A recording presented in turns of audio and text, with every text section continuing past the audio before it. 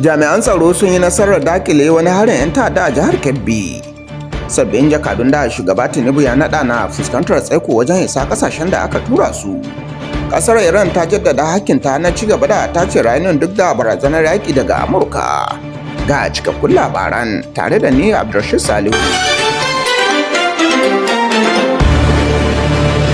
Hukumar 'yan sandan jihar Kebbi tare da haɗin gwiwar sojoji da sauran hukumomin tsaro su yi nasarar dakile wani hari na satar shanu da ake zargin 'yan ta'addan Lakurawa da kaiwa karamar hukumar mulkin Bunza.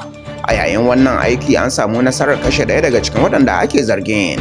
Rahotanni sun bayyana cewa 'yan ta'addan sun kai farmaki ne a Tungan Babu Lada, inda suka halbe wani mutum har lahira kafin su saci wasu shanu. Wasu mayaka masu ikirarin jihadi sun kai hari a wani ƙauye bayan da mazauna yankin suka ƙi amincewa da bin tsatsauran fahimta addinin musulunci da ƙungiyar ke ƙoƙarin tilastawa al'ummar yankin.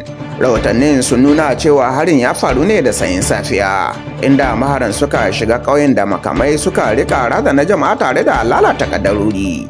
Mazauna yankin sun ce an tilastawa mutane tserewa daga gidajensu domin tsira da rayukansu. Hukumomin tsaro sun bayyana cewa sun fara bincike tare da ɗaukar matakan da suka dace domin gano waɗanda suka kai harin. Jakadun da shugaba Tinubu ya naɗa na iya fuskantar kin amincewa daga ƙasashen da aka tura su sakamakon jinkirta zuwa ayyukansu, inji binciken jaridar Punch.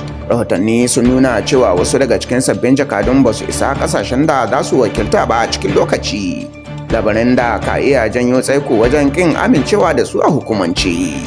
Hukumomin da abin ya shafa sun ce akwai matakan da za a dauka don tabbatar da cewa jakadun sun isa wuraren aikin su cikin gaggawa. Gwamnatin jihar Sokoto ta bayyana cewa bata da hannu a kyautar motar da aka baiwa shahararren Etuftan nan Rahama Sa'idu. A cewar gwamnatin, kyautar gudunmawa ce ta kashin kai daga wani mutum kuma bata da alaka da gwamna Ahmad Ali ko kuma gwamnatin jihar.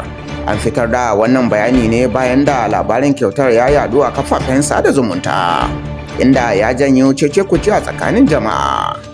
Ministan harkokin wajen Iran Abbas Arachi ya bayyana cewa ƙasarsa ba za ta taɓa yin watsi da hakkinta na tace uranium ba, ko da kuwa an tilasta mata shiga yaƙi. Arachi ya faɗi hakan ne a ranar Lahadi, yana kalubalantar matsin lambar da gwamnatin Amurka ke wa Tehran akan shirin makamashinta na nukiliya. Ya jaddada cewa Iran za ta ci gaba da kare muradunta na ƙasa a kowane hali. Ƙarshen cikakkun labaran kenan.